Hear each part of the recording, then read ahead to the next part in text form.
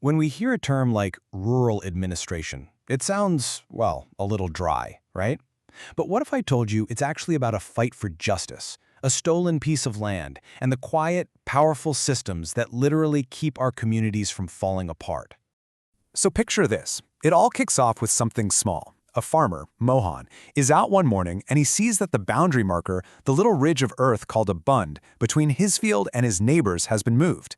It's just a few feet, but in his world, those few feet are everything. And here's where the drama really begins. We have Mohan, who's a pretty small-time farmer. And then we have Raghu, whose family owns a ton of land. And get this, his uncle is the head of the village. So this isn't a fair fight, not by a long shot. It's the classic little guy versus the big, powerful neighbor. Now, with a power imbalance like that, you can probably guess what happens next. This isn't going to stay a simple disagreement for long. Mohan confronts Raghu, who just flat out denies everything. The argument gets really heated, and suddenly Raghu calls in his workers. They start beating Mohan, injuring his head and hand pretty badly. It's only when neighbors rush in that they stop. So just like that, a land dispute has turned into a violent assault. So Mohan's hurt and he's out of options. What can he do? He has to turn to the official system for help, and that journey starts at the local police station. Mohan and the neighbors who saw what happened, they all decide to go file a report. But, there's doubt in the air. Some of the neighbors think it's a total waste of money. Others are pretty scared that Raghu's influential family has already paid off the police. Someone even suggests going to the bigger main police station in town. But Mohan points out something absolutely crucial here. He says, look, it's not about money or who you know. It's about rules. Our village is under the control of this specific local station. We have to report it here. And right there, that's a key piece of how all this administration stuff works. Every single police station has a defined geographic area it's responsible for. If a crime happens inside those boundaries, whether it's a fight, a theft, whatever, it's their job and only their job to handle it. But getting to the right place is only half the battle. When they get there, the officer in charge, the SHO, he just blows them off. He rudely tells Mohan he can't be bothered with such a minor complaint, and doesn't even seem to believe he's really hurt. The system itself is now the roadblock. But this is where things get interesting. The neighbors, they don't back down. They step up and start arguing. They tell the officer, we saw the whole thing. If we hadn't been there, he would have been hurt way worse. They demand that he register the case. Their combined voices, as eyewitnesses, are just too powerful to ignore, and the officer finally agrees to file the report. Okay, so the police are now investigating the assault. But what about the original problem? The whole reason this fight started? The stolen land? Well, that's a completely different kind of issue, and it needs a completely different expert.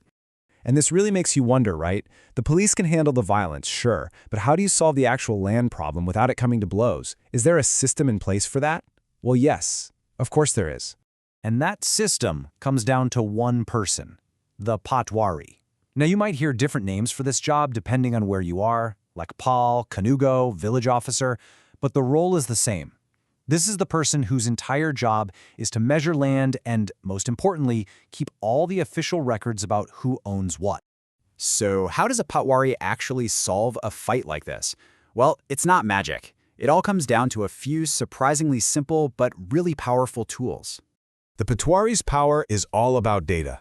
They have two key things: a super detailed map of every single plot of land in the village, and a ledger, a register that has all the written information about each of those plots. And when you look at that register, the Khazra record, it's amazing how clear it all becomes. We can see right here, Mohan's land is exactly 0.75 hectares. Raghu's land is exactly 3.00 hectares. It even has their father's names, what crops they're growing.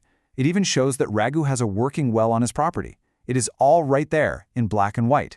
So you see how this works. The solution is actually pretty simple. All the Patwari has to do is go out, physically measure the fields as they are right now, and compare those numbers to what's in the official record. If Raghu's field is now bigger than 3 hectares and Mohan's is smaller than 0.75, well, there's your proof. The boundary was moved. No argument, just cold, hard facts. And the Patwari isn't just out there on their own. They're part of a bigger structure. They're supervised by a senior official called a Tehsildar, who also helps settle disputes. And then at the top of the district, you have the district collector, who oversees all of it. It's a whole system designed to keep things in check. Okay, so these records are great for sorting out fights, but they're also at the heart of another huge issue: inheritance. And this is where the story of one little farm connects to a much, much bigger story about rights and equality in our society. You know, for generations, owning land was a man's world. And this quote, "I want a place of my own, not dowry of silk and gold," it just says it all, doesn't it? It captures this massive shift in thinking, a desire for real rights, for ownership, not just traditional gifts. Think about it. Before 2005, things were totally different. When a father died, his farmland was pretty much always divided up only between his sons. Women who might have worked on that same land their entire lives had zero legal claim to it. But then a new law came along and just flipped the script. Now, sons, daughters, and their mother all get an equal share. That year, 2005, that was the game changer.